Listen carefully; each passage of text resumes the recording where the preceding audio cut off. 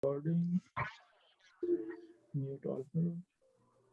Okay, so welcome, ladies and gentlemen, to NAMC Institute of Zoroastrian Studies discussion group, Zoroastrianism Outside the Box. So today's discussion is on Ahunavad Gatha for funeral prayers. So NAMC, the North American Morbid Council, is a not-for-profit organization and a consortium of morbids. NAMC Institute of Zoroastrian Studies is an educational arm of the North American Morbid Council with an aim to educate morbids and provide knowledge of Zoroastrianism to Zoroastrians and to population at large. So this event is facilitated by the NAMC Institute of Zoroastrian Studies to promote knowledge through free but respectful discussion and debate. The views and opinions expressed during the discussions are those of the participants and the presenter, and do not reflect the official policy or position of the NAMC. Now, with that little introduction, I will hand it over to Arda for introducing Firdosh Bulsara. Arda. Sorry, Tempton, my computer is not working. I'm on a cell phone. Could you please do that if you don't mind? No Tempton? problem. Okay, Sorry. yes. Sorry about that. No problem. Okay, Firdosh needs very little introduction. He's known to everyone. He is a sought-after speaker in the tourism industry, and he has served the spiritual and religious needs of Zoroastrians, particularly in Toronto and vicinity. He is a scholar in his own right, though he is too humble to admit it. He comes up with different topics, and he comes up with different arguments about different things. And this perhaps is a very good topic that he has chosen. And I'm sure his presentation will be thought-provoking, and it will be an inspiration for us to think through whatever he has to say. So with that, I'll hand it over to Firdosh.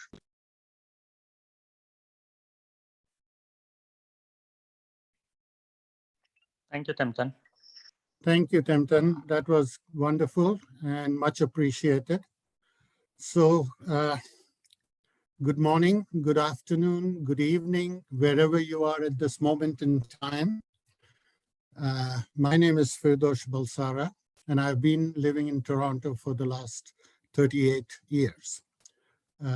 Serving the community has always been a pleasure. It has been a privilege, and it has been an absolute honor. The first thing I have to do officially is to welcome you to this month's discussion group, Zoroastrianism Outside the Box. Today's topic is quite an interesting one, Ahunavad Gatha for funeral prayers. Now, most of you may or may not be aware that the Paidas ceremony, which we refer to as Ge Sarna, is the recital of the complete Ahunavati Gatha. When I say Ahunavati, that means Ahunavad Gatha. I have always questioned certain aspects of our dharma. Most of you must know of it because I've always been outspoken about it. And at the outset, I have to also declare, and Tempton, you have put me on a pedestal, but I am simply a lay person. I'm not a student of religion, neither have I got any degree. I just happen to hold an interest in reading on Zoroastrianism. It is my dharma. My grandfather and my father and people before me, it has been coming in that lineage that I have been a privilege to have been ordained a morbid as well. I also admit that I have struggled to understand, or if I may put it very crudely, make sense of certain rituals, ceremonies, and even some Avesta text when translated to English. Now, I'm sure there are certain scholars who are listening to me. I have to beg their pardon, and as I mentioned, I can be wrong, and I will accept that. But this session, as Tempton, Arda, and Kobad have generated, this is something that is just to provoke thinking on our part. History suggests that we are opposed to change. That will not change. History has proved time and time again that when we need to change anything, it will be opposed like no tomorrow. And we accept that. Interestingly, we have had to make changes too, but only because there was no choice. No choice when we moved into this land called Canada. We adapted to cremation, we adapted to burial because there could not exist a Dungarwadi. Even the pie dust that had to change, the ritual had to change. There are no more Nasasalars, or we don't bring a dog who would confirm that there was no breath left in the dear departed, or even the long iron nail that you scratch right around the body, symbolically cordoning off the area around the body which is perceived to be contaminated. Across and all of that, according to belief in Zoroastrianism, after death, a Zoroastrian's soul remains within the boundaries of this world for 3 days and 3 nights. Now, I'm saying all this because I have read it. There have been authors whose books I read. So when this happens, and during this time of 3 days and 3 nights, the soul remains under the protection of the guardian angel Sarosh. And at the Saroshnupatru, and of course the other ceremonies that follow after the Paidas, we always say Sarosh Yazat Panaba. It is therefore that the 3 days of ceremonies are performed in propitiation of Sarosh Yazat. I mentioned change before, but I also have to applaud the Mobet community in Canada and elsewhere, outside of our safety net of India, that the Mobet community has carried on these traditions, and kudos to them. They have made such a good example of this. Also, moving on, consider this. After death, a Zoroastrian's future state solely depends upon his conduct whilst living in the material world. That is what our religion teaches us. Our religion strongly encourages us not to miss any opportunity of doing good deeds in order to redeem our souls. We must live a virtuous life. That's what is told to us from the day we are born to the day we die. Nothing wrong with that.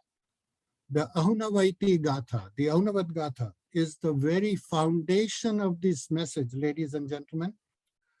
And the message to all of us, living mortals, and during this entire presentation, I am going to emphasize on the living. Please understand that. We are talking about the living. The lessons that Zarathustra wants to impart to us living people are found in abundance in the Ahunavad Gatha. The 5 Gathas are considered the oldest portion of the Avesta text. That can be contradicted by some scholars, but this is what I read. And oldest portion of the Avesta text is still in existence, and these texts will survive for a long time to come, thanks to the numerous scholars who have taken the time to translate them, and not only work on them, continue their quest for more answers, but have also recorded digitally too, for generations to read, study, question, and follow. Make no mistake, ladies and gentlemen, the Gathas are precious, precious hymns that can be construed as the original source of Asho Zarathustra's teachings. And I impress upon you the word teachings. The Gathas are simply that. All 5 Gathas are the teachings of Zarathustra. At least one scholar that I have read, Dr. Iraj Tarapurwala, in his thesis has determined that while the Gathas are the oldest among the Avesta texts, the Ahunavad is considered to be the earliest text. In fact, he even goes a step further. He is convinced that Ahunavad, which we refer to as the prayer Yatahu Varya, is the very foundation, the core on which the Ahunavad Gatha rests. The prayer clearly explains the 3 paths needed to reach perfection. Knowledge, the path of good mind. The good mind and love go together when we talk about Vahumana, and the path of service. All interrelated, and more importantly, all 3 needed for a person to live a good, fulfilled life. Again, you will notice the theme that I'm following, ladies and gentlemen. The theme is the prayer for the living. We are talking about the living again, which brings me to today's topic, the Ge Sarnu and the recital of the Ahunavad Gatha. The Gatha begins with a most beautiful salutation as an introduction. And most of you know this because when everybody goes into the Ge Sarnu, and I've noticed this because I stand on the other side of the equation, I'm standing at the podium, I'm reciting the Ge Sarnu, and we start, and you all will remember because at that time everybody's focused. It is simply that with the length of the prayer, the focus disarrays at times. So we start with Yanim Mano, Yanim Vacho, Yanim Shot Name Ashono Zartustre. Fera Amisha Spenta, Gaita Geurwain, Nemo Ve Gathao Ashonish. We are saluting Holy Zarathustra's thoughts and words and deeds that point out to all mankind the path of bliss. May the more immortal Holy Amesha Spendas accept these songs wherein he sings their praises. And with deep and heartfelt reverence, we bow before the holy Gathas of our Lord. So that's the salutation we start off the Paidas ceremony. Ahunavad Gatha is, the slide has to come on. Ahunavad Gatha is the longest of the 5 Gathas. It comprises of Which the first one. No, not this one. The first one. Next to it, next one. Sorry about that, guys. So the next one. These questions I'm going to come back later, but the Ahunavad Gatha is the longest of the 5 Gathas, comprising Yasna 28 through to Yasna 34, the 7 Yasnas that include 100 verses, roughly around 600 lines, if I'm not mistaken. The Yasna 28 has 11 verses, so is Yasna 29 and 30th. 31st is 22, it's the longest Yasna of the Gatha. Then we have 32 at 16 verses, 33 at 14, and 34 at 15.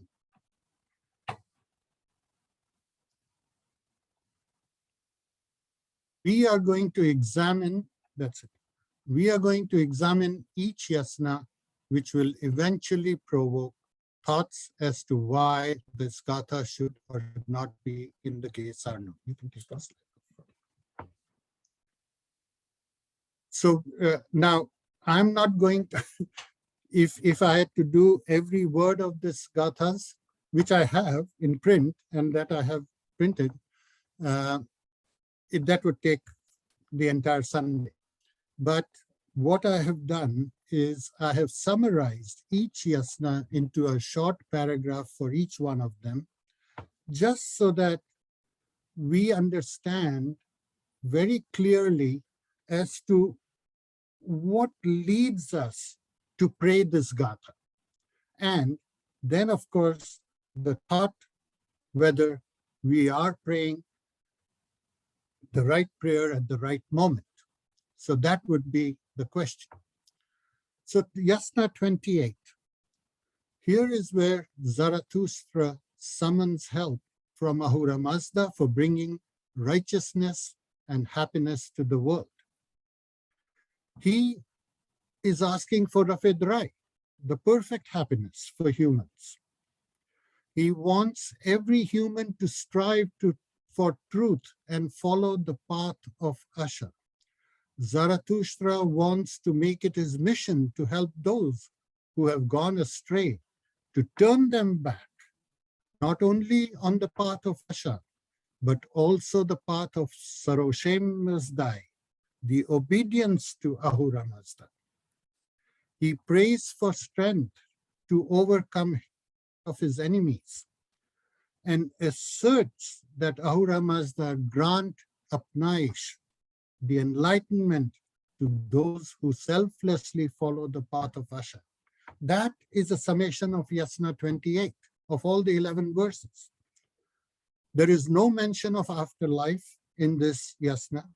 There is no words for the departing soul, no solace, no salvation right now. There will be as we go along, but that's Yasna 28. Next. Slide. Put up the slide first. Yasna 28. Yeah, 29. 20. So we just talked about Yasna 28, has 11 verses. Zarathustra wishes he can improve and better the life of people around him. Zarathustra summons help from Ahura Mazda for bringing righteousness and happiness in the world. Now we move to Yasna 29, which also has 11 verses. What are the highlights? A savior is necessary to clean the earth of evil, clean the earth of theft, clean the earth of outrage, clean the earth of violence. Mother Earth is praying for a survival. Ahura Mazda appoints a Ratu, which means a spiritual leader. Kongyotu, why did you skip? Sure. 1 second. Sorry. Ahura Mazda appoints a Ratu, a religious and a spiritual leader, to teach mankind and show them the right path. Zarathustra is appointed to the role of a prophet. Take the slide. Take the slide out. Yes. So the 29 starts off with a savior is necessary to clean the earth of evil. Mother Earth is praying for a savior, and the creator, Ahura Mazda, upon conferring with Asha, the righteousness agrees that the strongest of mortal men is appointed as God and guide. Ahura Mazda appoints a Ratu, a religious and spiritual leader, to teach mankind and show them the right path. Zarathustra is appointed to the role of a prophet.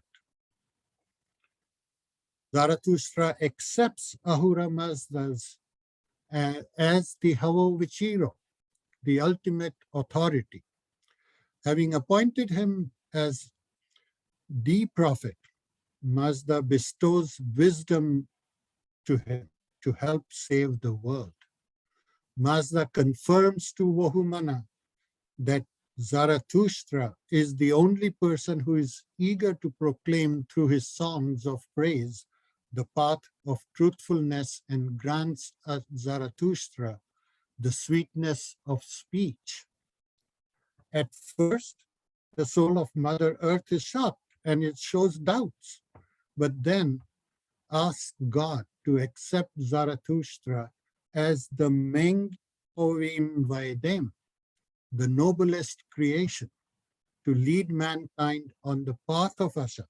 He is selected to lead the people to reap the rewards of Bohu Mano, as outlined in the Ahunavad. There we go, the Yatamvarya, the origins of the Ahunavad Gatha. Zarathustra seeks blessing of God to take up the task of Ratoish Yeushtmatvaim, serving mankind and leading them on the path of righteousness. So again, in this yasna of 29 and the entire 11 verses, we again have no sentiments or mentions or consideration of an afterlife that we look at, or we do not have words for the departing soul or any guidance towards the journey of the soul moving forward. The Anusharavan.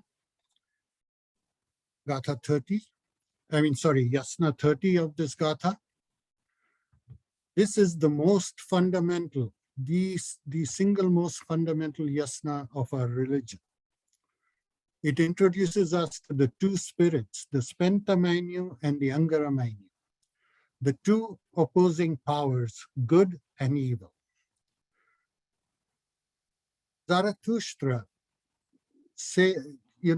when he talks about this, he speaks about the two phenomena and explains the way of praying to Ahura Mazda and praising Vahumano, the good thoughts. Take it away. He expounds on sacred Asha so that we may attain perfection. He wants us to listen with a learned mind and choose carefully between the two spirits. He also describes Spentamanyu and Angaramanyu as twins, but each with their own direction, their own goal, and their own ultimate destination where they wish to go. Ahura's message, however, is clear through Zarathustra in this yasna. He wants the wise to follow Vayo, which is good, the Vayo path, and avoid the Akem, the evil path.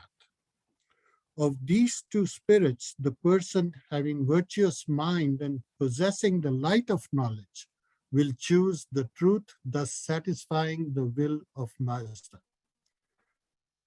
So we are now talking about the spirit, but whoever that person is possessing the light of knowledge will choose that truth whilst he is living. When the Ravan goes, they will do something else. And scholars will explain to me as to where the dear departed soul is connected onto this Gatha. This yasna also defines that sinners who suffer through kaina means retribution, for their sins in order to change the course of their life can and still achieve salvation. That's the charitable nature of Zoroastrian religion, folks. Zarathustra confirms that Mazda, the Lord of all, will reveal to these persons, the ones that are suffering with sins, his law supreme by way of Vahumana, making them learn to give way to all falsehood into Asha's hand, into righteousness. Every person should drive and strive for peace and harmony through righteous deeds and Asha's help. That's what the yasna is showing us. When sinners realize their mistake, retribution will come to them as they move towards Vangehush Manangaho, the righteous path. Then they will soon enjoy the blessings of Vahumana and Asha. So again, we have looked at this yasna, all the 11 verses. Again, we are only discussing, and the teachings are guiding the living for their path through life to reach that righteousness. 31. Zarathustra, this is a longer Gatha. This is, the longer verse of the Gatha. Zarathustra goes into great detail over here on explaining the doctrine of good and evil. Those who bring destruction to the world of truth will not succeed in their endeavors. We know that, we have been taught that, and we follow that. Zarathustra also reaffirms in the Yasna 31 that he comes as a teacher ordained by Mazda and has come to teach both parties, good and evil, how to live their lives in best accord with Asha's law.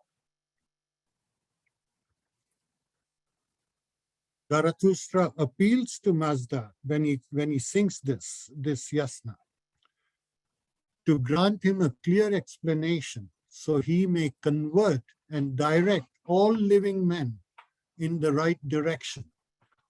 Ladies and gentlemen, pay attention to the word convert. Now, is he converting the ones that are Mazdiyasnis because they were evil, or they are sinners, or they have got a mind that is not righteous? Or when it reads as a translation, transliteration, he says he is asking a direction, an explanation from Ahura Mazda so he may convert and direct all living men in the right direction.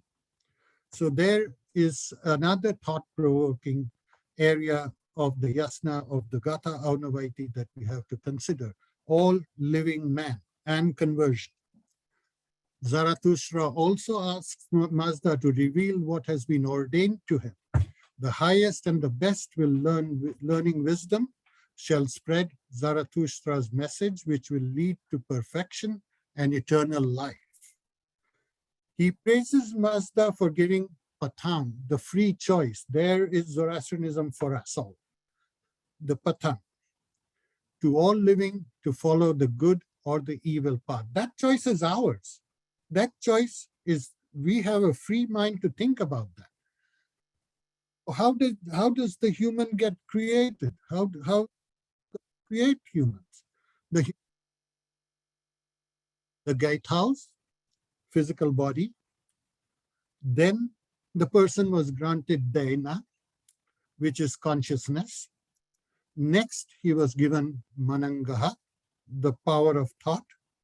Then God gave man and woman the Ushta name, life.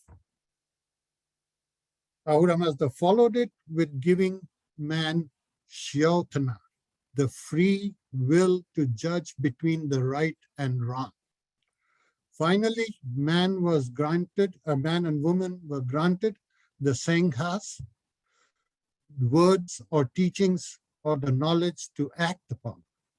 Each person is given all faculties. All of these faculties are ours to make the deity, to make the right or free choice and bear the consequences of that choice.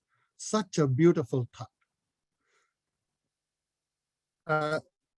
Ladies, particularly, I'm drawing the attention of ladies because when you read the transliterations, the translations, wherever, everything is referred to towards a male. Very, very few points are returned towards the female, which I do apologize. But, when we talk about man, and if I mention man, please take it that it means the inclusive. Zarathustra wants to learn from Mazda the fate that would come upon each one of us. And this portion, which I'm going to say, is probably the core of our discussion of today. What reward, Zarathustra asks Ahura Mazda, what reward and punishment shall be registered in the booklet of the lives of good and evil ones. And how would be their situation on the day of judgment, on the day of resurrection? So there you go. We have to ask of that. But that is once you have led a life, after that point, when resurrection arrives, that's when the question arises. Zarathustra emphasizes with the meek and the ignorant who are being falsely led by the unrighteous, and asks Mazda for revelation to protect the deceived ones with the help of Vahumana. Zarathustra desires that Ahura Mazda, through his radiant fire, assign each man his appropriate place in society. Again, when we are praying this and we are standing against a person who has passed, why are we questioning or suggesting that each man his appropriate place in society? That has to be for the solace of the people attending the Gesar, not for the person who has departed. So probably the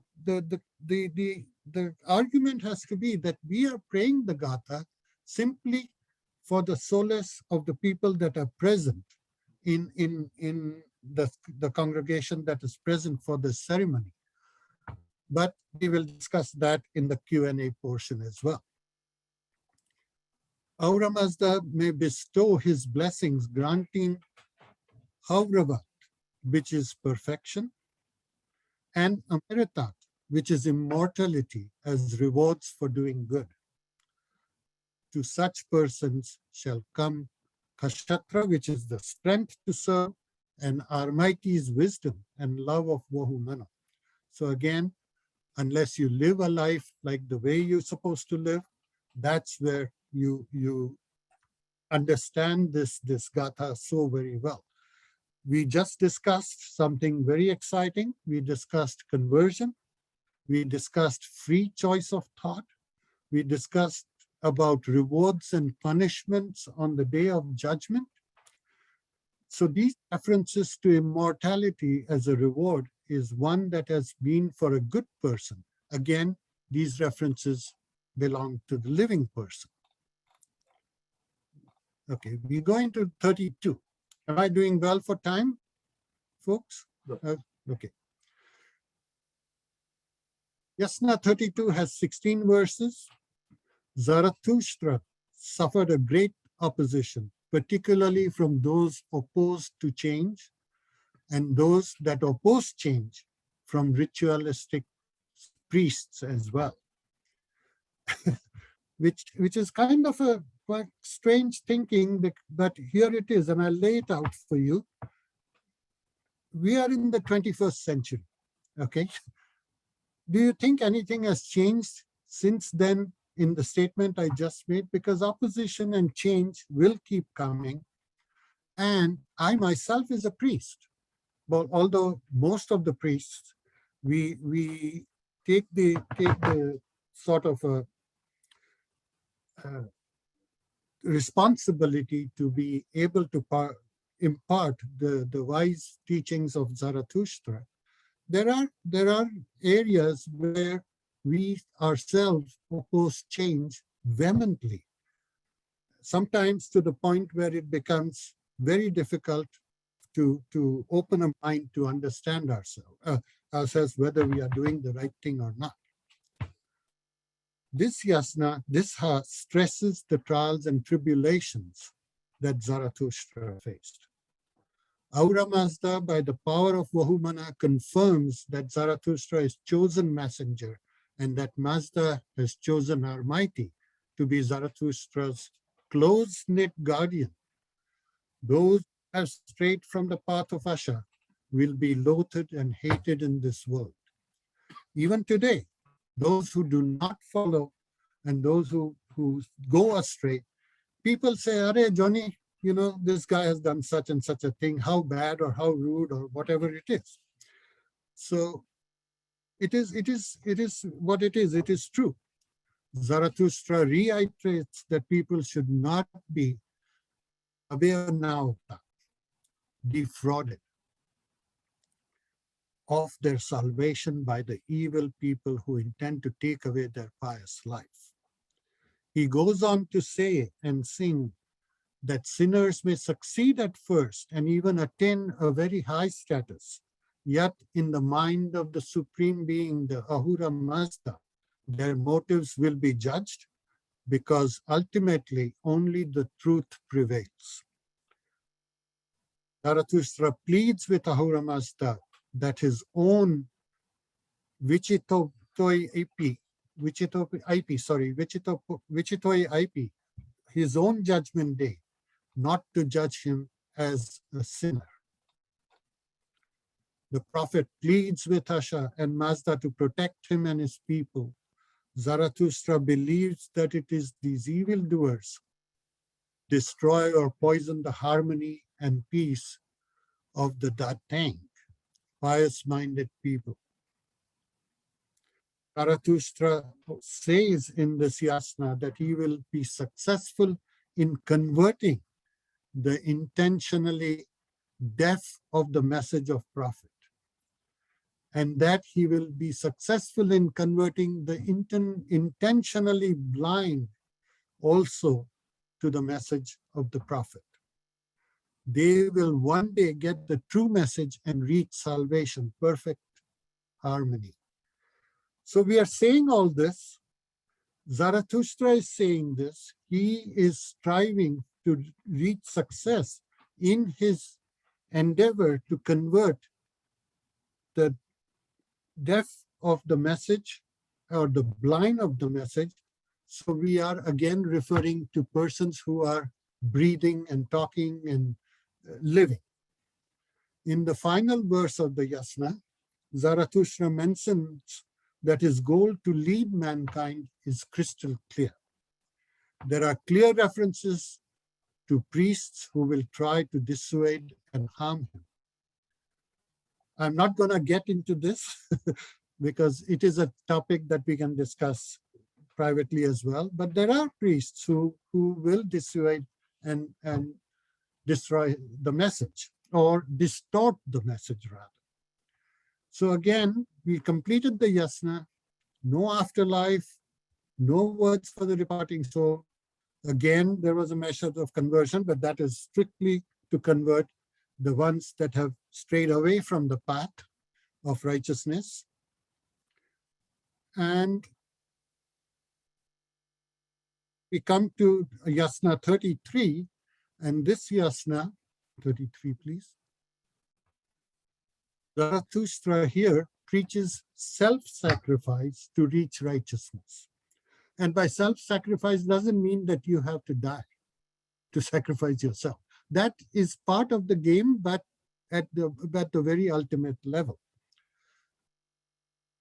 There is a further elaboration that Zarathustra's philosophy to reach the ultimate happiness or salvation is through self-sacrifice.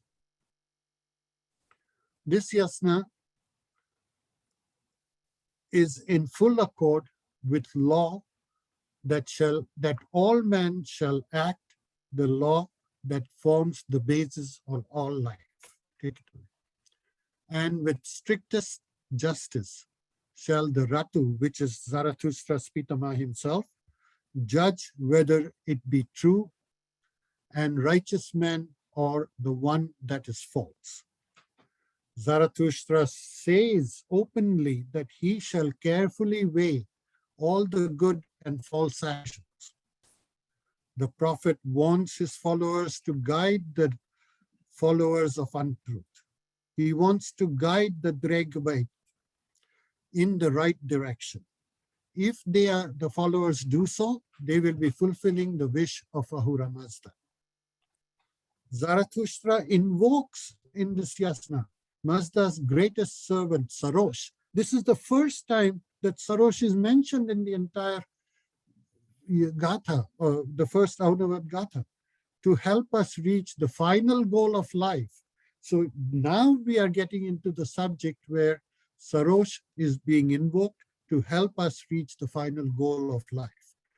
He wishes for us to serve for long years, again, through the living, and be one with Ahura Mazda and remain within the fold of Bahumana. He also wants Asha's truth so that we can tread the narrow path and reach where the Lord reigns supreme.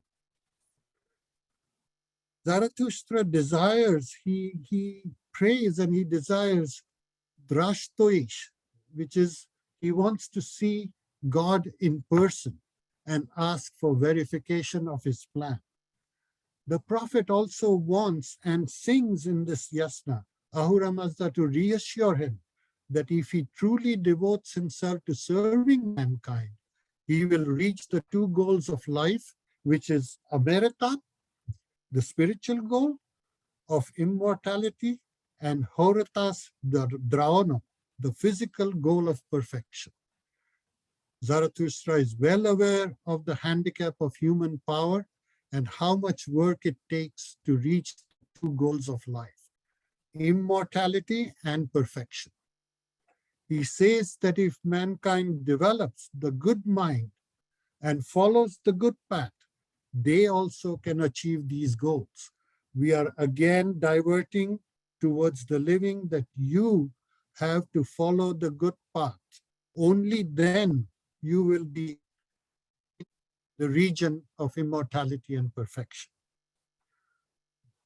The yasna has a beautiful, beautiful hymn. And this is the one that I will recite for you. But it's the transliteration on this one rather than translation. It's the yasna 33, number 12. Unfold thyself, Ahura. In my heart, through Almighty, grant me the strength of soul. Through thy most holy spirit, Mazda, Lord, grant me all goodness, my reward for prayer.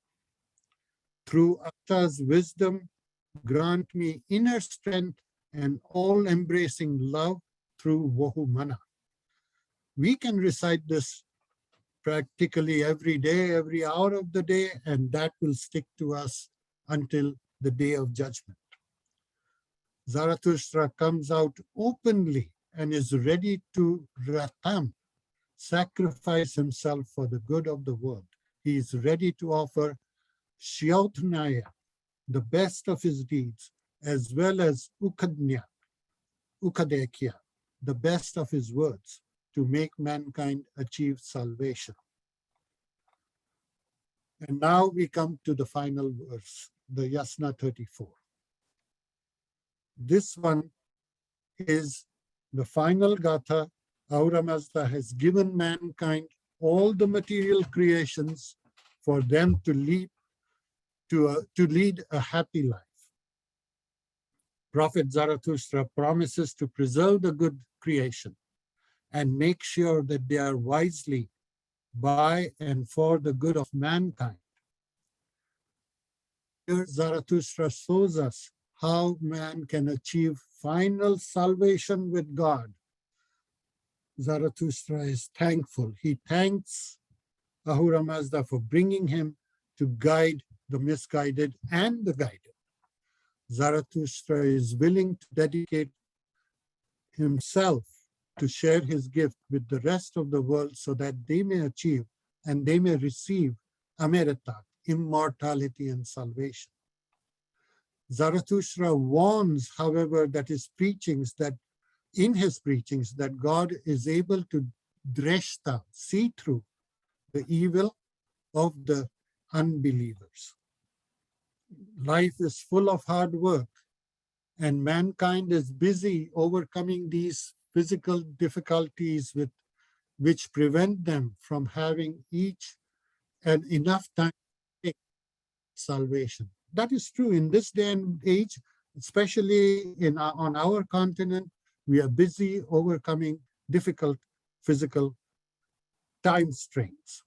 Zarathustra asks God to give dakshtem, guidance to mankind, to set aside time to follow the spiritual path of righteousness and not just spend all the time overcoming only the physical challenges. Mankind is self-centered, and mankind tends to stray away from the path of righteousness constantly. We know that. We are aware of that. We ourselves stray constantly. Therefore, people need to be continuously guided back to the path of righteousness. Those that allow their minds to be cluttered by evil thoughts and be influenced by people who defy Almighty never give themselves a chance to seek salvation. In this Yasna 34, verse 11, is a direct reference to afterlife. Now we have come to the ultimate part of that Gatha. And it says, the Gatha says that then both thy mighty powers, Hoveritat and Armaiti, shall lead them on to light through Vahumano's love and Kshatra's strength. Through Asha's help does Almighty assure everlasting life and strength of soul to them. With these, O Mazda, thou work and win. So this is the goal of every living person on this earth till the soul leaves the body. That's what it says. This is the second and last hymn of the final yasna of Ahunavad Gatha, and it's an important note. This hymn is directly directed to people who wait to get salvation in the world thereafter. Here, the hymn goes to say that this prize most precious shall, O Mazda, sure be gained by souls in mortal bodies clothed. By deeds of love as taught by Vahumana, they best serve our fruitful Mother Earth and help Ahura in thy holy plan. They Asha's task fulfill, they do thy wish. Here Zarathustra is implied that heaven is Astavaite Ushtanai, on this mortal earth. The heaven is here. Only one has to attempt progress and development on this earth, and one will get wide precious reward and salvation. Most of the time on this earth. That will become from good work in this world as per the promise of Ahura Mazda. So there is your Gatha. Ahunavad Gatha is such. Whatever words and deeds are noblest, best teach me, O Mazda, make my life express through love of fellow man and fellow woman, through search for truth, the yearnings of, and the prayers of my heart. Renew Ahura through the strength to serve my life and make it thou wishest, the true life. My talk is over. Can you come up to the first and the second slide? Sorry, number 2. Second slide. Yeah. So there I have tried to portray my lay terms as a fellow who has just read. And I've been reading for a while now what this Ahunavad Gatha, and it's such a beautiful, beautiful demonstration to all of us. So questions that are in my mind and which we can discuss is purpose of the prayer at death as part of the funeral ceremony. What is the origin of Gesarnu prayers? What were the funeral prayers before this practice started? Is this prayer appropriate for funeral prayers? That is the question. Are there more suitable prayers to explore? If we continue with Ahunavad Gatha, could it be abbreviated? Could it be shortened? Could it be made more interesting to the listeners? The soul of the body is surrounding us, provided that the Gesarnu has not taken place after 3 days or 3 days and 3 nights. At times we have to embalm because relatives have to arrive from far and beyond. So we are not even addressing the soul at that time. That soul has departed. So here is all the questions, and I open the floor completely to all of you if you are interested to start chatting, and we can take every point. And again, I reiterate, folks, that if I'm not able to answer your question and it is too technical or too learned, I will have to go referring to people that are specialists and that are doctorates and that have made this a purpose of their life, and I will refer to them and get back to you. Thank you. Stop the slide. Yeah. No, you can leave that slide on. Leave the slide. Neta, let us. I think. You Okay, should, so thank you so much, Firdosh.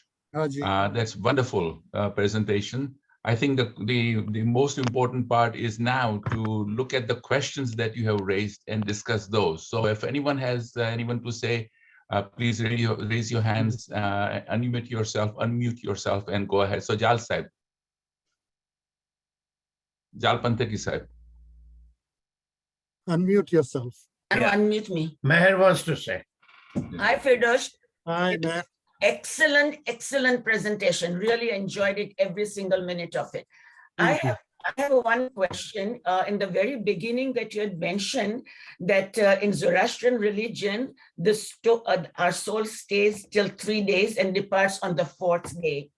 But as for my, like I've read so many other psychiatrists and many renowned psychiatrists' books, and also from the NDE and out-of-body experiences and all that, we have always seen that the soul is gone out of the body right away, going to the spirit world. Which is the right one? Is the Zoroastrian religion does not believe in like that? Well, according to Ratan Shah Motafaram, Ervad Ratan Shah Motafaram, he has put it in black and white in his book that the soul stays for 3 days. Now, Meher, whilst growing up, and I grew up in Mau, my father was a Panthaki of the Mau Agyari, and so was his father, and so was my maternal grandfather and all. It has always been drummed into me that, you know, until the Patli Ratnu Uthamnu, the soul, that is when we say farewell to the soul. So maybe the sciences differ with who you are speaking to, but this is what has been given to me, and it is part of the discussion. So anybody else has anything to say, that more than welcome. Okay, and the second question is, if the pious prayers are not performed, does it mean that the soul will not proceed swiftly to the spirit world? I cannot answer that. I personally, I can answer that, but this would be my personal opinion, and I may be very much criticized, is that when if I were to not have my pious performed, I couldn't care less. I would be probably, I would have some words of solace. I would appreciate people talking about how others who are attending the funeral can be impacted with the religion, rather than talk about me and my soul to depart, because that doesn't make sense to me. I agree with you. And the last one, sorry. If one has, according to what I've been hearing from you and the other ones, that if one has done bad deeds in this world, but with these prayers, he will be forgiven. Is that right? What it is, it's not the prayers that forgive you. It's not the prayers are there as teachings. Again, I repeat, the prayers are as teachings. So when they say that if you are a sinner and you have performed bad deeds, but if you go through retribution, then Almighty, the wisdom will and the Vahumana will direct you to, if you follow the path of righteousness, you can come back on path. No, I'm talking about during the pious prayers, because then where does it, the karma comes into this picture? You have done bad things and you just do the pious prayer and everything has been taken care of. This is a bone of contention. I cannot answer that. Okay, no problem. But excellent job, Firdosh. Congratulations. Thank you. Okay, Jamshid, go ahead, Jamshid. Yes, thank you. Hi, my name is Jamshid Goshaspe. You may Hi. have heard my name or whatever. But I have a question, but I want to start with an observation, a comment, if I may. First of all, I really appreciate and want to applaud NAMC for starting this kind of conversations, dialogues going on within the community, and certainly you, Firdosh, for presenting this, your thoughts on this issue. But who am I to say that? I'm sorry? I mean, I'm after all a very ordinary Zoroastrian, born and raised as a Zoroastrian, and the only experience that I have, or the only knowledge that I have, is my personal understanding of the teachings of Zarathustra, which started as a quest for me when I read in Surush Baj Avesta, right? The very first sentence says, and the rest of that. The very first thing that it has there, it says that I declare myself as being the follower of Zarathustra. So to me, the question was that, where is that teachings of Zarathustra? And none of the prayers that I read, none of the education that I had, the formal education that I have in school on the Zoroastrianism, the prayers were there. We read that, we recited them, and the rituals, we went to all of them and practiced them as a Zarathustra, right? But I didn't understand any of those. Well, so the quest started for me, and then I realized that, yeah, there is Gatha, and I didn't have any way to read or understand the Gatha here, because again, what I had then was, in the language and the prayers, I even didn't know what part is Gatha or what. So that brought me to the point that eventually I got access to the translations of the Gatha in Farsi, in English, and I started to read that, and I realized that, this is what the Zarathustra tells. And then I got to the point that in Yasna 30 that you mentioned, the foundational teachings of Zarathustra is right there in the first 3 verses that you mentioned. Absolutely. Right? And one of those things is this noble concept of freedom of choice. Zarathustra says, listen to what I have to say of the new things. And then decide yourself. Each one of you, remember, each one of you decide, make your choices. And then, as you mentioned very well, the consequence of those choices is what you decide to do. And so your You should life, be ready to bear it. you construct your life. Yeah. And at the end, you are responsible for your life. So which brings me to exactly what you were talking about. When, for instance, in the case of funerals, when you pray that, to me, is a majority of the Zoroastrians that I know, I have observed, okay? They don't know even that this is what is being recited. And then in the teachings of Zarathustra, in the Gatha, like you mentioned, everything is about the universe, the existing universe. Humans in this existing universe have to live together so that at the end you reach the Ahunavad Gatha. Thank you, Jamshid.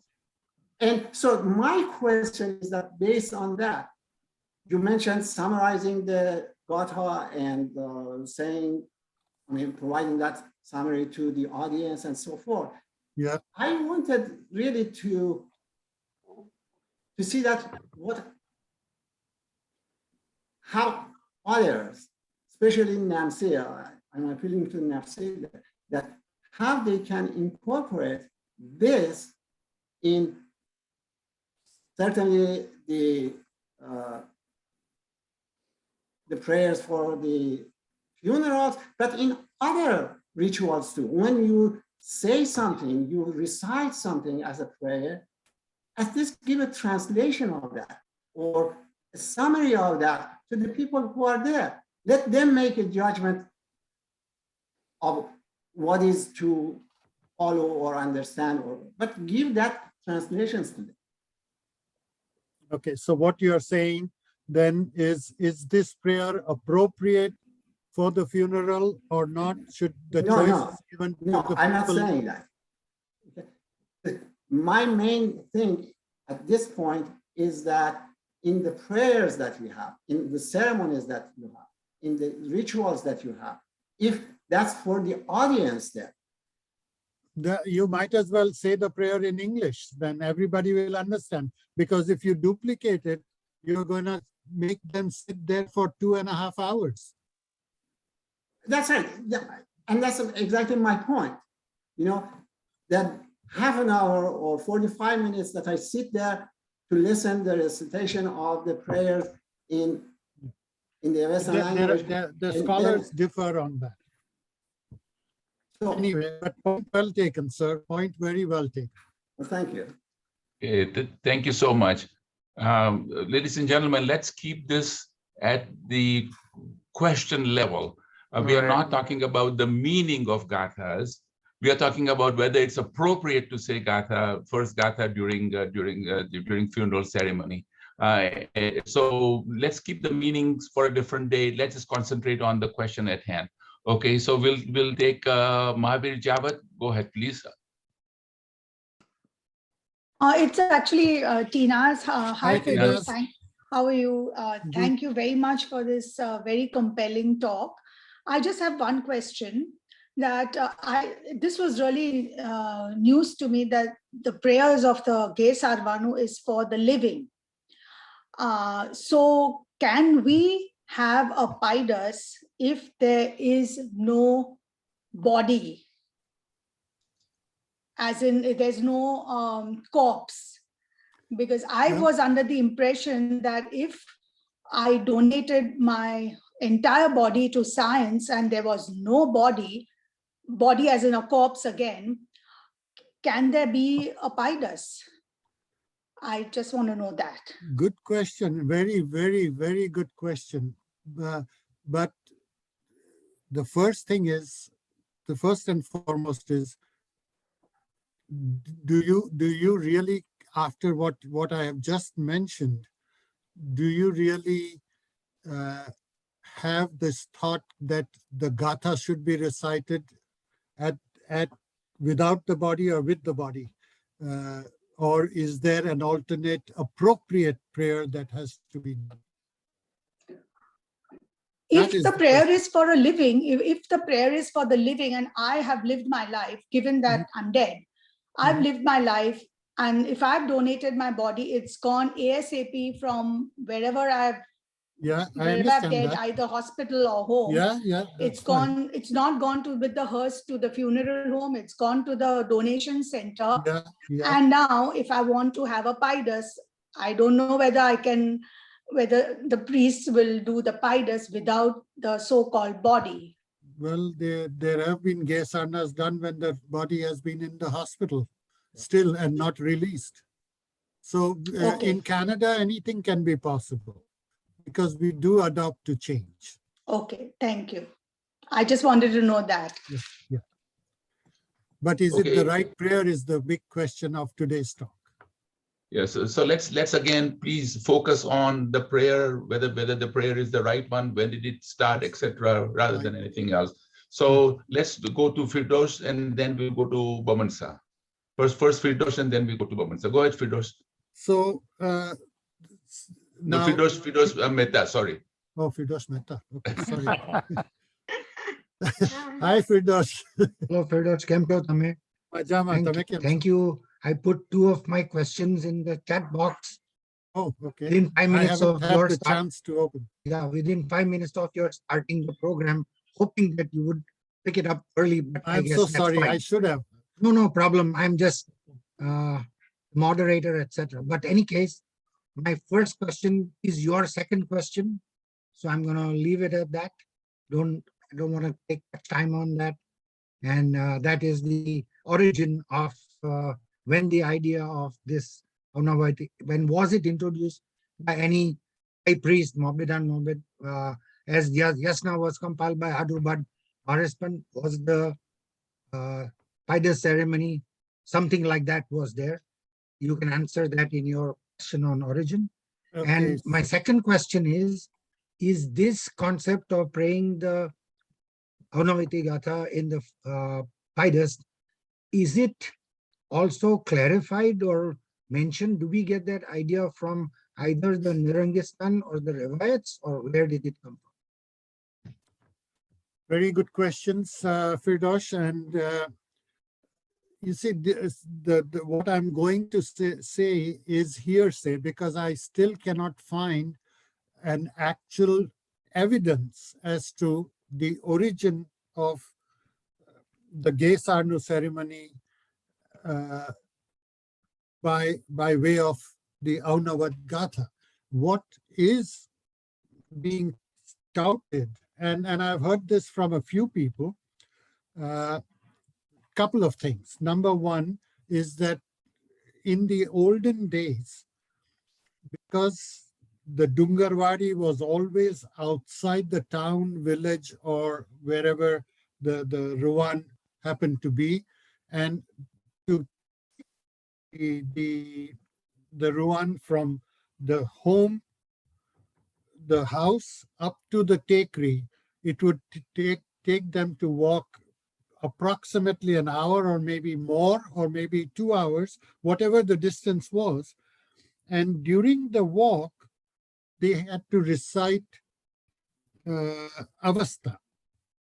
And what I have been given to understand, and there is no evidence, so I'm being very open about it, is that when they asked the high priest in those days, when they came into Sanjan and all of that, the high priest at that time said that the longest of the long prayer is the Ahunavad Gatha. And why don't you recite the Ahunavad Gatha while, taking the body from the house up to the Tekri, and that will take your time, as well as, give some solace to the people that follow behind the body. So that was one part of it. The second part is that Ahunavad Gatha, being the longest Gatha, and please do not shoot the messenger. I'm frank about this, is that because of its length and because of the time it takes, it was also a revenue generator for the Agyaris and the Panthakis and the Panthaks. And therefore it was introduced as a Gesarnu. So these are hearsays. I have been trying to locate as to where the actual practice came. Because in ancient Iran, when they took the body up to the Tekri, and I'm talking about, predating what you call Christianity, is they would carry the body up, but no conversations. Some Avastad language may have to leave the body out in the open, no ceremonies or no Nasasalas were there to carry the body, yes, but they would leave it and then 5 days or 6 days later go back up to the Tekri to see if the body has decomposed or it has been out by the what do you call those guys? Vultures. The vultures and other animals. And so they had to keep checking. And that was how it was done before we started this process of the Gesarno. So, and again, no evidence. So Thank you. I hope I've given you some Yes, suggestions thank you. to think about. Thank you very much. And in answer to your next question, what do you think about whether we should do it? My answer is simple. Yes, personally, I always thought it would be correct because considering that it is for obviously the person who has passed away is not going to listen by the ear and only the people who are there. I think it makes perfect sense because it is the right time for the congregation to be ready to hear this kind of understanding. And therefore, I think that Ahunavad Gatha should be part of the Paidas. Thank you. But the question arises, you asked the congregation as to which one of them, of the 100 or 200 people, has actually understood any part of it. I'm sorry, I cannot speak for other people, only for myself. Okay, all right, got you. Okay, next. Bamansa, go ahead, Bamansa.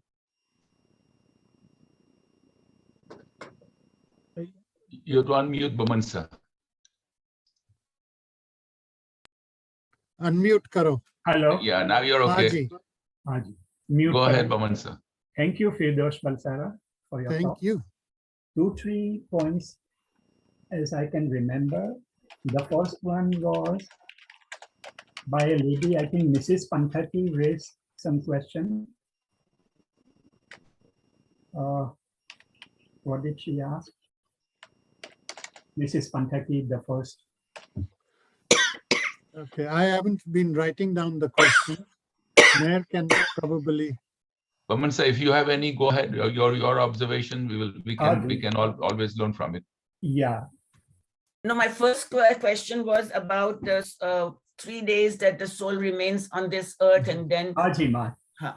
You say Gesarnu is one of the many ceremonies that we in India perform. As soon as somebody's soul passes away from this world, immediately in the Agyari, a bash takes place. Dar Bhuma Sarosni bash thai, Savarna Ijasni thai, Sarosni namni, Netiji Rate Sarosna Vanidat thai. Gesarnu is not the only ceremony or ritual that is performed during these 4 days. In the modern times, like in America and Europe and Canada, we have put too much emphasis on Sarosnu Patru and Paidas only.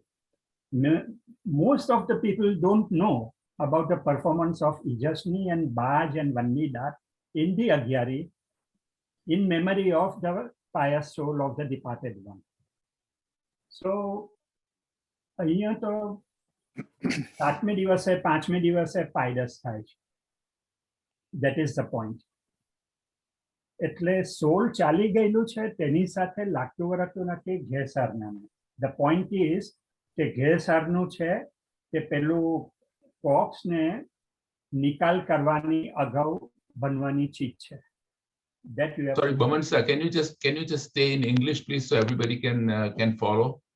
What we are saying, Gesarnu, the Paidas, the funeral ceremony, actually is for the corpse only.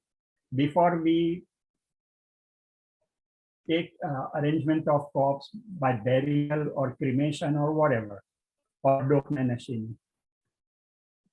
It has nothing to do with soul. Soul, so આપણે ઇન્ડિયામાં બીજા દરે પાયદસ કરીએ because આમ તો આપણું ડકમું છે એ છે તે છે તો સોલનું બી લાગે વર્ગે જ ને મટીરિયલ બોડીનું બી લાગે વર્ગે જ.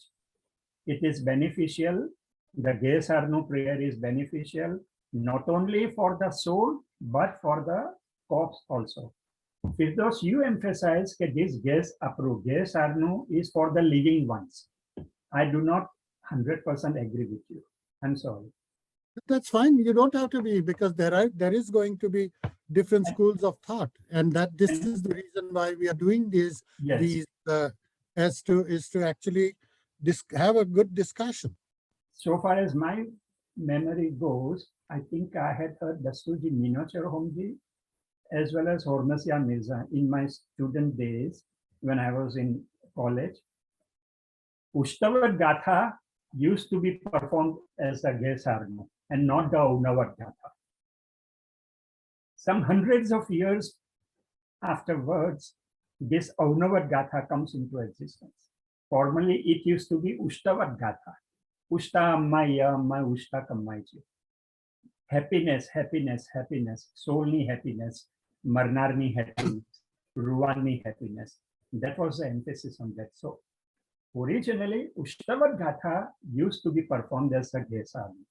But some people, our ancestors must have argued that Ahunavad Gatha comes as the 28th ha and Ahunavad Gatha comes as the 43rd ha. So Ahunavad Gatha is the first ha that should be applied as the case to my mind. Another thing you said about conversion. In modern times, the word conversion has been taken very lightly. People are forgetting that Zarathustra was trying to convert the mindset of the mentality of the people of his time.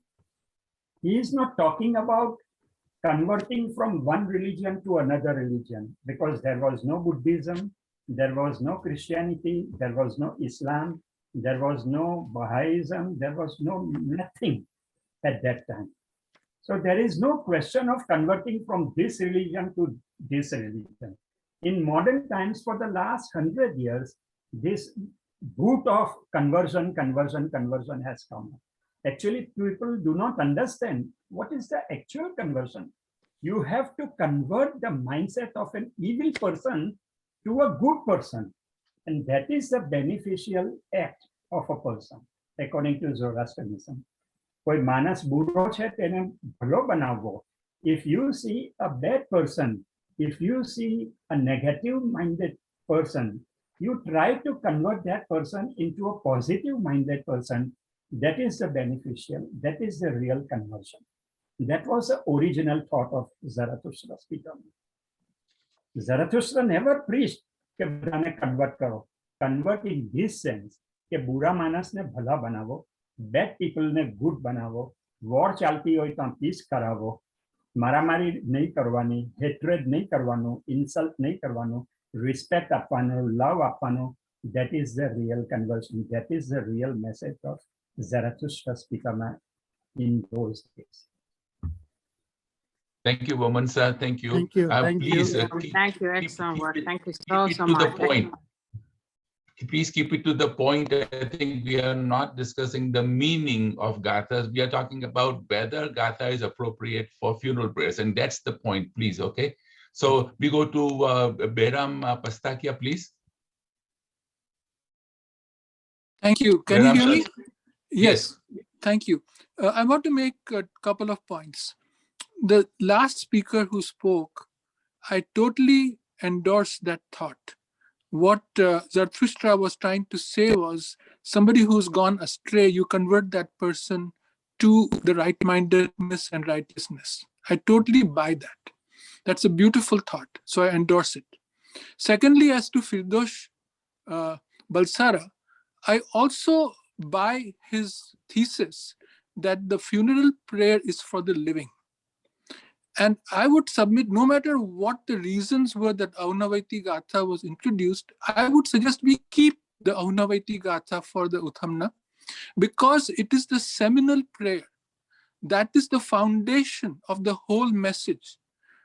Especially 30.2 is included there. And it is repeatedly in the rest of the Ahunavad Gatha. And it is very important for the living to understand that message. Now, to come back to the point that was made by Jamshid Gustaspi in the beginning, I endorse what he said also. If people are sitting in the audience and they don't understand, then we are losing them. There's a very simple practical solution I would like to submit for the NAMC to consider.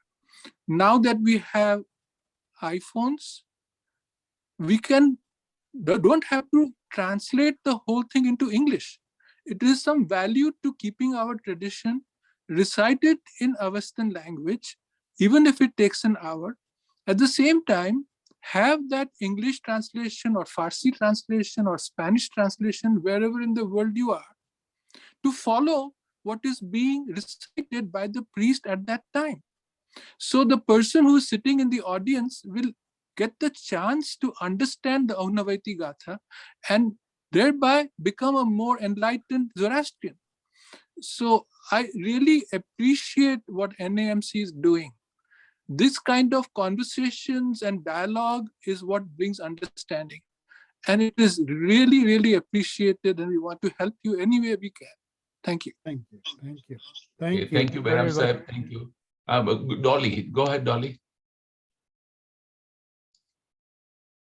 Thank you very much, Firdosh. That was excellent. I really appreciate every word that you mentioned. Thank you so much.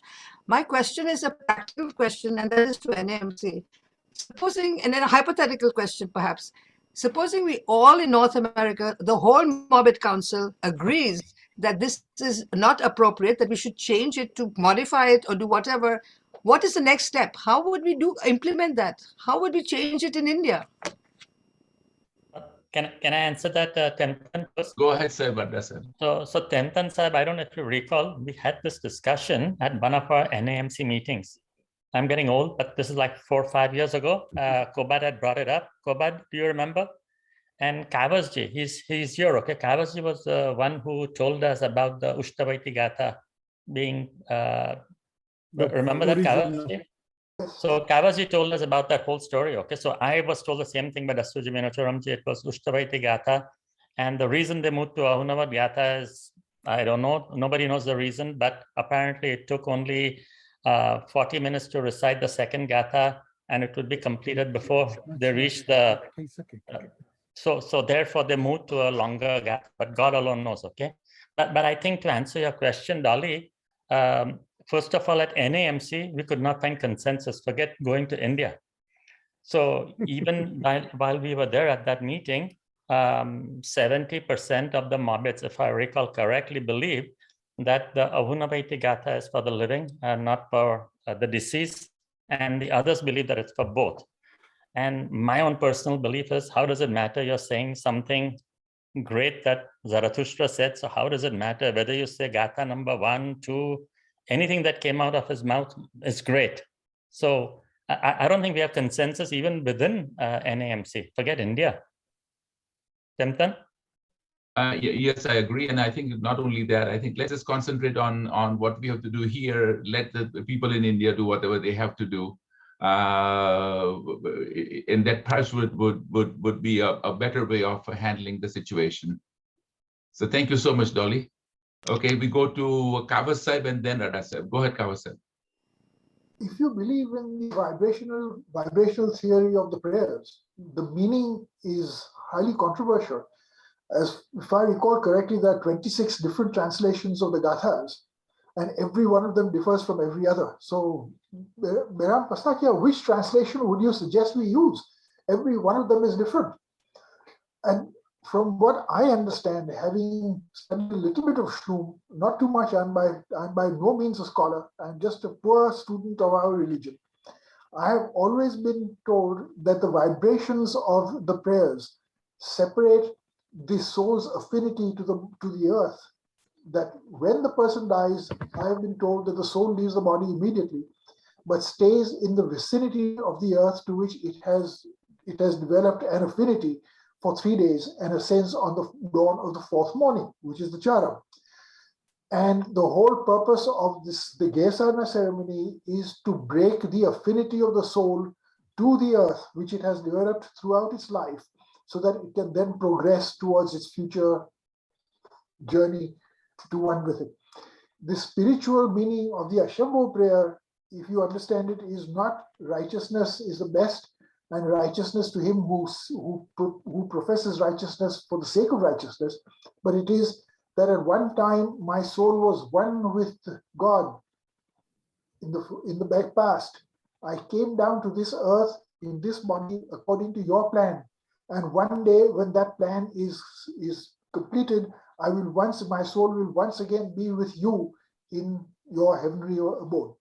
And that is the whole meaning of the Ashambhu prayer. So yes, that is why we used to pray the Firdosh Gatha, not the Ahunavad Gatha, because that is the plan of creation.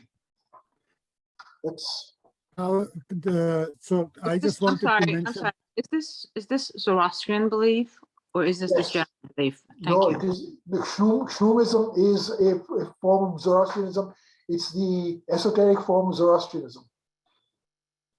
I'm sorry, it's a form of Zoroastrianism? No, it is the esoteric meaning of Zoroastrianism. So all these morbits that they are participating in this program believe what you believe? Absolutely not. It's a question of thank you. That's all I need to know. Thank you so much, sir. Thank you. Sorry.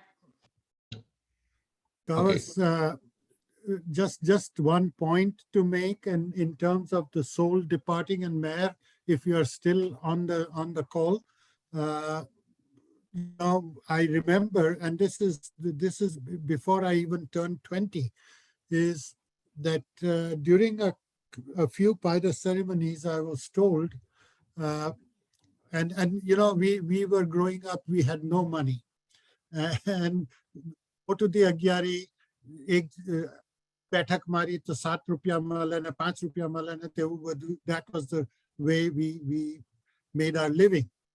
And the Pantaki, Beram sir, God bless him, Beram, he was such a thorough gentleman and all.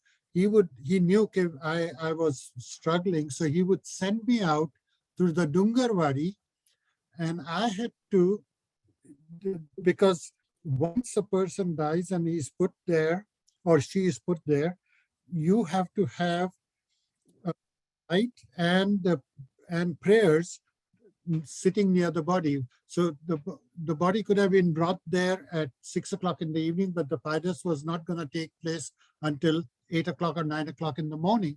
So we were there throughout the night praying. Apparently, the sentiment was that the soul coming out of the body is terrified because there is no direction for the soul or no guidance for the soul or anything. So to solace, to satisfy or calm down the soul, these prayers were necessary.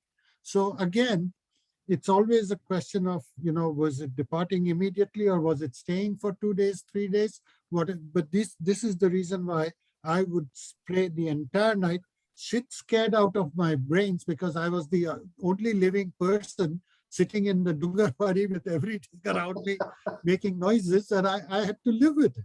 So those were the days, and I understood from there that the soul is terrified and is struggling to find a spot and calm down before it begins its journey. Thank you, Firdosh sir. There is a little in chat. Matthew writes, it seems to me that using the Ahunavad Gatha as a prayer at the funeral makes beautiful sense, since it has the virtue of reminding the faithful of their duty in life to each other, as well as their ultimate good end, if they remain righteous. It gives them hope and promotes solidarity. Perhaps this is why tradition has prescribed it. Makes a lot of sense. Okay, so we go to Jal Sahib again. Jal, unmute yourself. Yeah. Thank you. First of all, it was well presented. Just as you mentioned, the first Ahunavad Gatha is for the living. That maybe the choice of choosing the Ahunavad Gatha during the Paida ceremony was more for the bereaved family, maybe, to give them the solace. It's a longest prayer, helps them calm down, because that Paidas is kind of the end of the relationship between the dead and the living, because the body then will be disposed of. And I feel that reciting the longest prayer, which is Ahunavad Gatha, probably helps more to the living bereaved family more so than the soul of the dead. That's my thought. Can I just jump in? Most of the time, the people who are sitting in the audience, as I've written it down in the chat, they don't even understand what the prayers are for. They are just sitting there, you know. So what's the sense? What kind of a solace they are getting it? It's for the family. What solace the family is getting if they don't understand the prayer? Ignorance Sorry, I'm being is very bliss. controversial. I'm sorry. Ignorance is bliss. When you have faith, it doesn't matter what the meaning is, or it doesn't matter. Just listening to those chants, a person will get solace. And that comes from faith. So as I say, ignorance is bliss in many cases, but we are coming into the 22nd century, as you know, we are going to move quickly into that.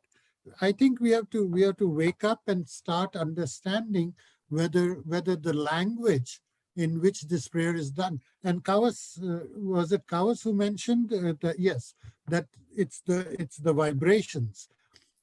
When I wrote about this talk that I was giving, I wrote to a few people, and one of the people that I wrote to was Dr.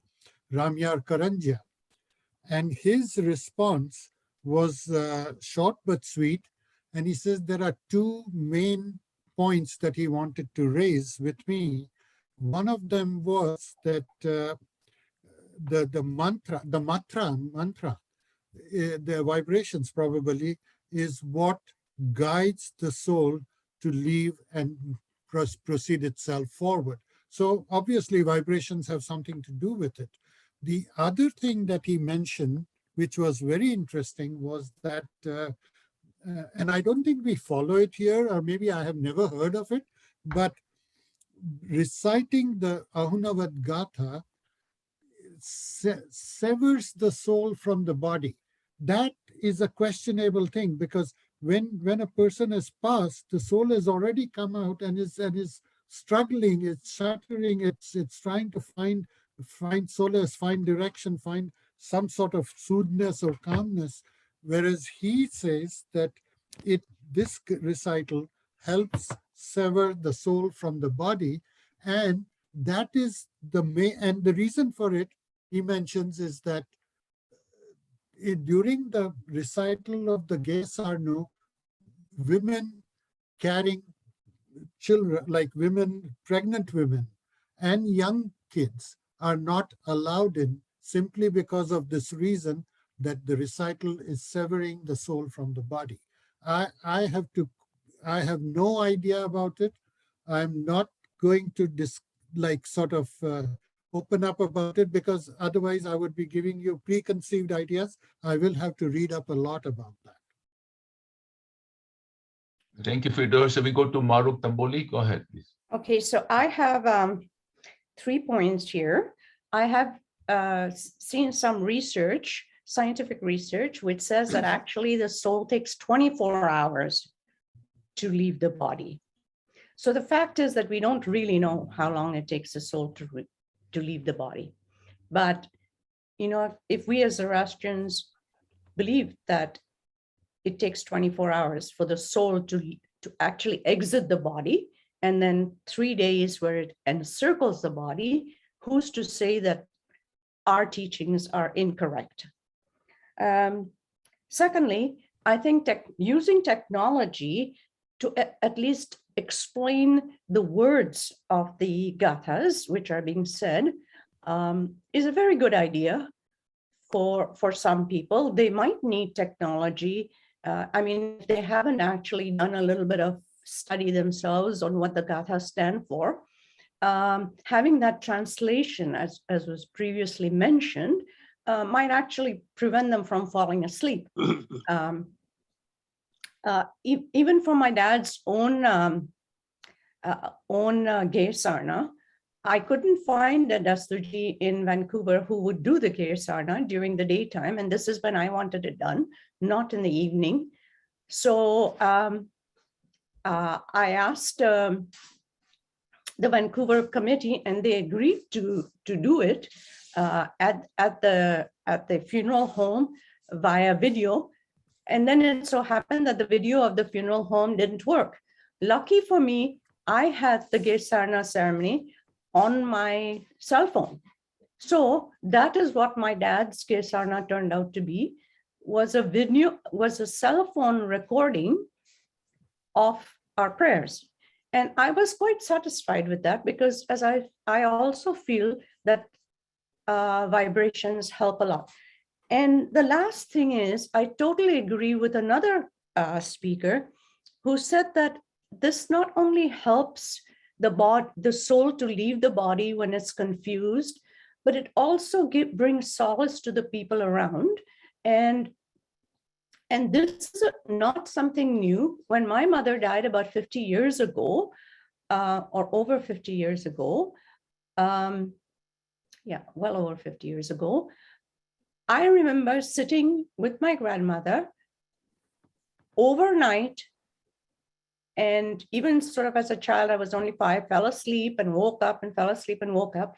But the sounds of the prayers was what gave us solace. Plus, why should we convert to another language when we've got a beautiful Avastan language? When we listen to our prayers, it's like listening to the best music in the world. Why should we then convert the words to another language? Makes no sense. It's not going to give us the same solace. When our Mabeds pray, that's what gives us solace. That's what gives us peace. That's what lets us go. It's not worth it converting. If people want the translations and they haven't done the studies a little bit on their own, sure, give them the translations, use technology. But I truly believe that the prayers are for the present and for the soul. Thank you very much. Bye. Thank you, Maruk. We go quickly to Gustad. I think Gustad has been trying to get his word in. So Gustad said, go ahead. You have to unmute yourself, Gustad.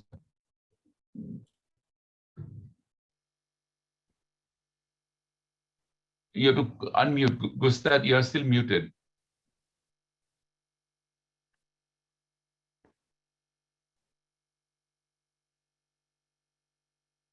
I cannot control. Gustad ji, unmute karo.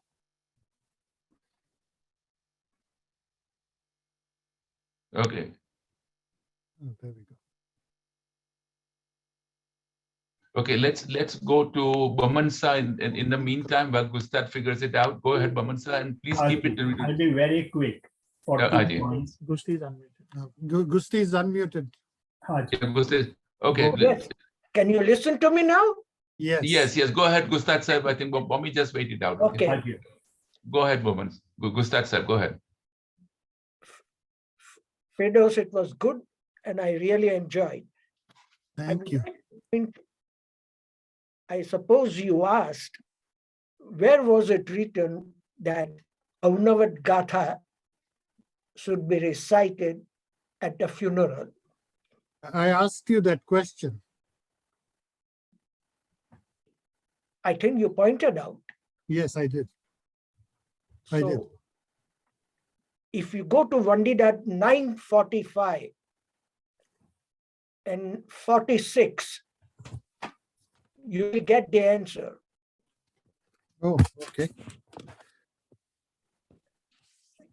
Where it is said that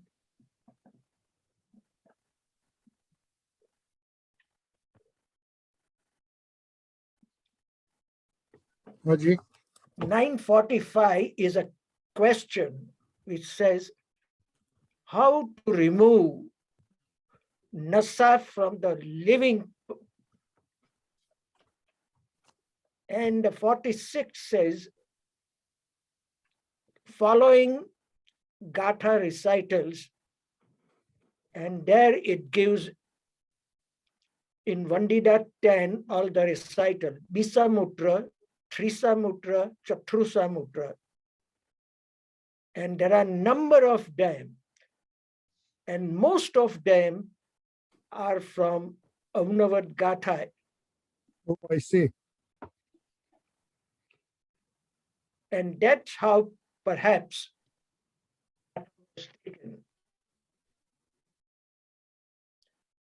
another thing is, it's not it's not the idea of removing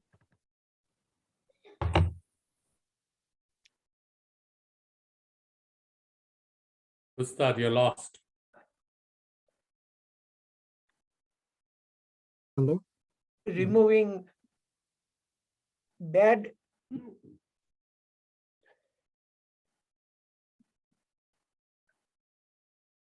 Trying to say something. sorry, I can't Koi put vando it in words. But reason for playing gathas is to give solace to the people who are sitting there. Right. That's the main idea. And about the Ahunavad Gatha, I have heard about that, but I have never seen any proof in the writing about Ahunavad Gatha. But why Ahunavad Gatha has been taken is from this Vandidat 945 and 946. If you would read that, you would get the idea how it has been taken. Good point. Thank you. Okay, thank you, Gustad sir. Okay, we go to Baman sir. Go ahead, Baman sir. Quick point. Yes. Can you hear me? Yes, perfectly.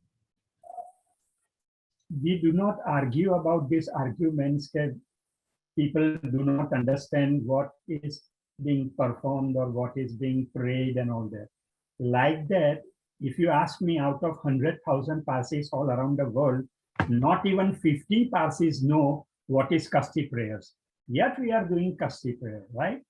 It does not mean that we don't know the meaning of Kasti prayer or we don't know the meaning of Yathavaya and Ashtabha. We should not recite it. So it is not necessary because these are mantravanis. Our prayers are mantravanis. They are very sacred. They are the direct utterances of Prophet Zarathustra.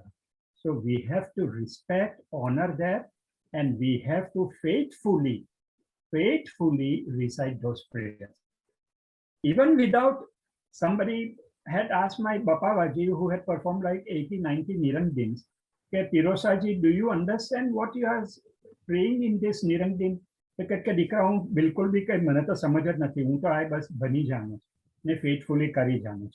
So that was the answer कि आपने faithfully बनवानो है. Not necessary to know, but that does not mean that we should not study, we should not educate ourselves. So argument is that yes, आते वक़्त during the funeral ceremony, people do not understand what we are blubbering and all that. That is not the argument. A ceremony to be performed, it should be performed. Whether it is Afargan or Farokshi or Jashan or Vandidar or Ijashni or Baj or Ghesarna or whatever, it has to be performed. It has to be performed in Pazan and Avesta. Thank you. Thank you. Okay, thank you, sir, Bobby Bambi. And we go to Maruk Motafaram. Maruk, go ahead. I just want to begin by thank you, Firdosh, for a very, very good talk. It really resonated very well. And I also want to thank NAMC for starting this dialogue. I think it is very important for all of us to understand what our prayers mean, especially if we are going to have our children continue on this tradition. It is very important. Having said that, I have grown up in Bombay. I come from a priestly caste. I shouldn't say caste, sorry, wrong word. Priestly family, and I have always been enamored with our prayers. Having come here in this last couple of years, I've been honored to attend Gatha sessions where I'm just trying to scratch the surface of what our Gathas mean to us. And it has been very enlightening for me. And what I have understood is what our prophet Zarathustra is trying to tell us is in a very abstract form. very abstract form. When he talks about good, evil, when he talks about conversion, whatever you may say, that whole entire battle is going on in our own minds. There is no physical Satan or a devil or an evil person. It's all in the mind. And so to me, it's very important that we live our lives according to Asha. And that is the ultimate truth. And to me, that's why the Ahunavad Gatha is so beautiful. I mean, I'm just enamored by it. I don't have any words to express how beautiful this prayer is. And it's befitting, actually, to say it when a person is no longer there with us, because it reminds us of how we should be living our life. Because really, none of us know what happens when we leave this earth. It's all speculation, right? Whether soul remains for a day, soul remains for 3 days. We don't know that. All we know and we control is how we live our life here on this earth. And that's why, to me, it is very important.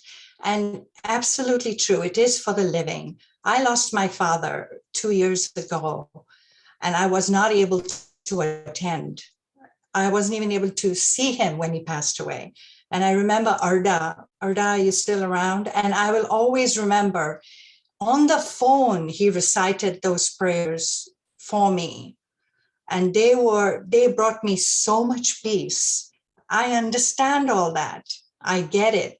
But I also feel that if we want this beautiful religion of ours to continue, we have to make some tough choices and to make some tough changes so that our children can benefit from this. And therefore, I agree with Jamshid and Goshtaspi, and I thank you from the bottom of my heart, because today what I know about my Gathas is because of you and your Gatha study circle. And I urge all of you to reap the benefits of our religion and not get trapped into all the other things that go along. Thank you. That's all I wanted to say. And once again, thank you very much. I really appreciate it. Thank you. Thank you, Maruk. Thank you so much. Parvez Saib, go ahead, Parvez. Thank you. First of all, I must say, Baman Shah made a couple of excellent points. And I was myself very impressed when he said about the conversion, what Zarathustra really meant in his time is about the mindset, not from one religion to another. That's an excellent point, and that is what we should keep in mind for answering those people who said, "Oh, Zarathustra converted so many people." This is very common in our times that we face this question. Secondly, also Baman said about uttering those words without knowing the meanings. I'm from Udwada, and I know Beram Shah Barda and Beramji Unwala, who has performed more than 100 Nirangdins. They didn't know anything about it. It's a matter of fate that, we have to concentrate more on and explain to the people that you don't need to know the meanings of the words that are uttered. We don't even know simple, most people do not know simple meaning of Yatha and Hashem also.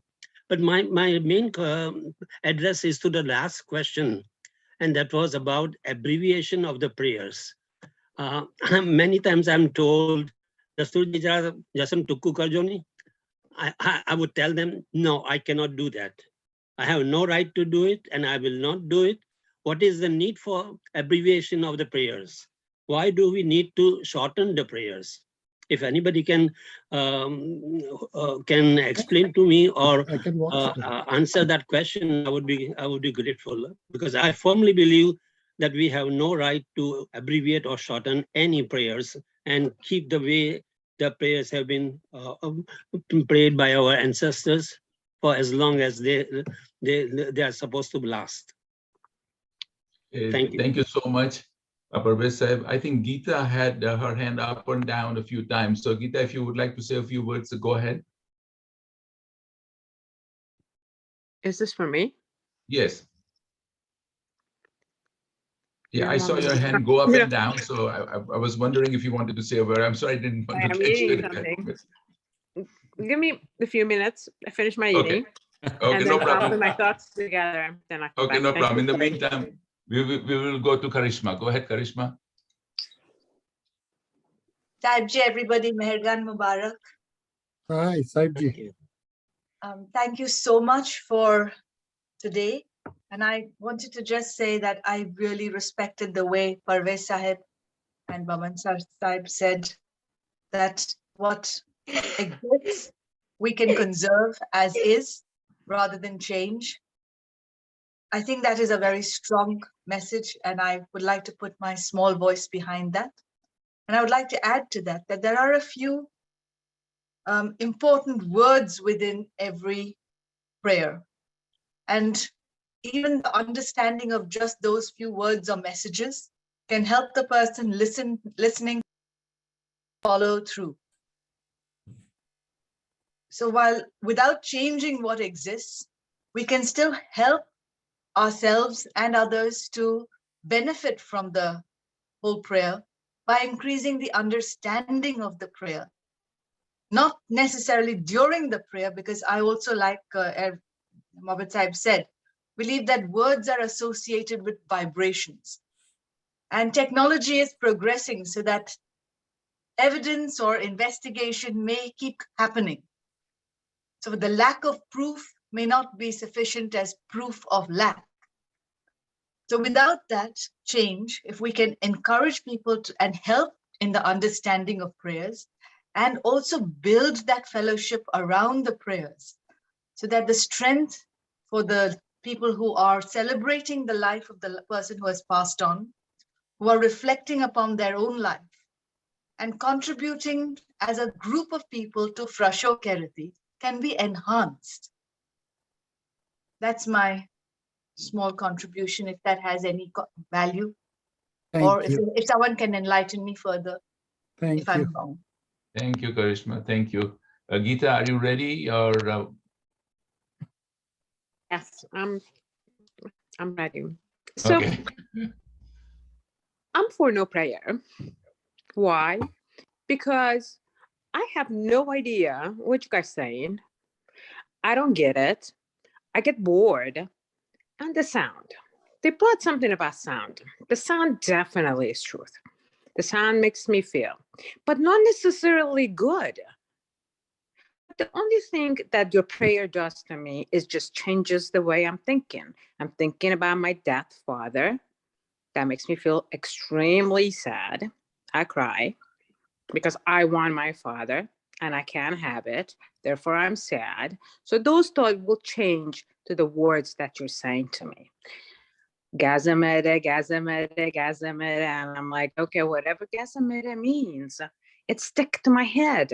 And I start going Gazamere, Gazamere, Gazamere, rather than saying, oh, my father died. I can't have him. Why so sad? So you got to convince me that those words, short or long, meaningful or not meaningful, how would it change the way I think? Because I wanted the good thoughts, not the bad. Thank you. Okay, thank you, Geeta. And we have the last, I think we are just about 2 hours. So we will go in the last speaker, Hustash. Go ahead, Hustash. You have to unmute yourself, please. Okay, can you hear me now? Yes, perfectly. Yes. I would like to say what Bowman Shah said, as well as Karishma supported. The fact of conversion is more getting the person to follow the good path if they're on a bad path. And that is how, because before Zarathustra, there was no, so to say, religion per se. And my other point is that with the prayers being said in Avestan, we also got to remember that the continuity and the connection to the, if you like, to our Mazda has been preserved for more than 3,000 years, then who are we to truly change it? And the point of providing translations, I would say it is each individual's responsibility to educate themselves as to the meaning of the prayers. And they're not so difficult to find these days, especially with the internet around. It should not, in my opinion, it should not even be considered to changing it to the English language or any other language. Thank you. Thank Thank you so much, Ustaz. Can I, Temple, I'd like to have a closing words, if you may, but afterwards. Just give me 1 minute. I think this Arda has Absolute. Take your time. No. Sorry, I had on a related topic. So someone had asked a question here about translations. So NAMC is revamping its website. So you will be able to see all the translations. But more importantly, this morning only we discussed that NAMC is also going to have an app on the iPhone or on your Samsung that you can go and read all the translations. So we will be providing technological ways that kids can read the meanings. So it's up to them. But I think it's a question of faith. If you don't believe in it, I don't think you'll even download the app. That's my thinking. So parents have to encourage kids. And Firdosh, I have one more request for you. So if whoever the speaker is brings up a topic, then they must come up with an alternate suggestion. So what is your alternate suggestion? Okay, Temton and I discussed it. My apologies. I should have mentioned that. We came to the conclusion that there will be a second talk sometime in the early fall or late when we start this session again for next season, that what is the alternate to the Ahunavad Gatha would be a talk, and I'm more than prepared to present it. Yes, there are alternates that I've been looking at. I have myself done a couple of them during the Gesarna ceremony, and this is something that we will bring up in this topic sometime in the fall, because it's a topic that needs its own 2 hours. Okay. Thank you. And I certainly would be game to do it. But on closing thoughts, I really want to mention that I heard everyone and appreciate the comments. As I said, even in the Gathas, the change is very difficult to absorb. And that is history. That is history that has been around for centuries. My way of moving forward, and this is something that, when the viewers were mentioning about why do this, why change it? We have done it for 3,000 years. We have done not to look backwards. This is me talking, so gentlemen, ladies and gentlemen, this is me talking. It's not your opinion or anybody else's. It's my opinion, and the floor is open to everybody. But the reason being, instead of looking backwards, I have always preferred, and so has my wife, and so has my kids, we have preferred to look forward to the generations that will come. Our intent is not to change. The word change has to be taken away. Our intent is to create adoptions to the ways that we will, when we move forward, we will be then bringing the youngsters into force. There was somebody, Bhavansa in India mentioned that, why do we have to do this? Vanidadnu karvanu, pilanu karvanu, olanu karvanu, but it was fine. No arguments there. But when he mentioned about the Sudre and Kasti, and he said not even 5% or 10% know what the Kasti prayers are, amongst the 3,000 or 50,000 or 70,000 Parsis. My question is very simple. Half of 3/4 of those 50,000 that he mentioned have completely stopped putting the Kasti and Sadra. They don't. So where is this headed towards? Look forward, ladies and gentlemen. Look 50 years from now, 100 years from now. How are we adopting to this instead of steadfastly putting your minds to what was happening in the past? That's my closing argument. Thank you. Very well said. Thanks a lot. Thank you so much, Firdosh. Appreciate your presentation and thought-provoking statements and ideas. So I would like to also thank one second, Temten. I know that people are angry. I know that people must be annoyed at what we have done, or they may have a good point to say. Whichever way, my email is firdoshbulsara@gmail.com. That's my full name, Firdosh Bulsara, B-U-L-S-A-R-A, not B-U-L-S-A-R-A @gmail.com. Feel free to write whatever you feel. Thank you. Congratulations, Firdosh. I agree with you 100%. Good job. Thank you. Thank you. Good job. So as we close, I would like to thank also Kobad for spearheading Kobad, this segment. And ladies and gentlemen, if you have any ideas or thoughts on future topics for our Zoroastrianism outside the box, please let us know. If you want to make a presentation, then we will accommodate that. If not, just give us the topic, and we will have somebody to make a presentation and make it happen. I think I can see Karishma's hand up. So if you have a quick comment, go right ahead, please. Very quick, Sahib. I just wanted to comment Firdosh Sahib for raising a discussion, because this concept of thinking about it can come through dialogue. And there may be different opinions, but in the Gathas in Spentamani Gatha 51.5, Harsho Zarathustra has guided us to question all matters in the Vispata Peresas Ashachitacha Gam Vidat, in the interest of Asha and for the benefit of all. And it is the same that he's done in 30.3, which follows 30.2, Yasnaha 30.2. He tells us that we must build our mind. Absolutely, yes. Thank you for making us think. It's just that I happen to want to keep tradition, but I am very grateful for the opportunity to think. Thank you. And much appreciated, Yaka. Much appreciated the openness. Much appreciated. Can I say one word? Yes, go ahead, Kobad sir.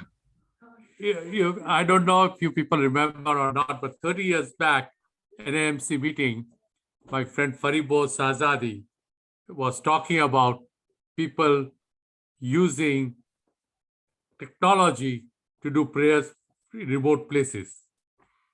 And we never thought it will happen. People were opposed to it. A lot of Bombers were opposed to it. Said, no, you have to be there near the body to do it. But we are using Zoom. We are using other technology. We are using phones to do the prayers when you're not present there. So things do change. People have to understand, people do change, and people are at ease doing this at this moment. Thank you, guys. And Kobad, thank you for spearheading this. No problem. Okay, thank you again, everyone. And thank you for joining, and look forward to seeing you again shortly. Thank you. Take care. Take care. Okay, bye. Bye-bye. Thank you. Thank you, Bye-bye. guys, Bye-bye. everybody. Thank you very much.